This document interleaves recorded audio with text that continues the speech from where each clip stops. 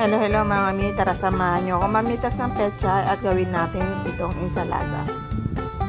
May tanim kasi yung asawa ko dito sa likod ng building namin.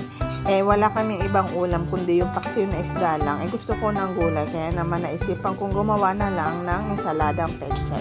Turo pala ito ng tito ko. Ginagawa na kasi nila ito sa probinsya. Actually, first time ko lang itong gagawin. Pero matagal na akong kumakain nito. Masarap ito mga mami ang saladang pechay kung mayroon kang paksi o kaya inihaw na isda o kaya pritong isda. Ayan, ito lang ang nakuha ko mga mami kaya samahan nyo na akong gawin ito. Hinugasan ko na yan ng mabuti mga mami. Make sure ko talaga na walang kasama dun kasi nga ensalada to.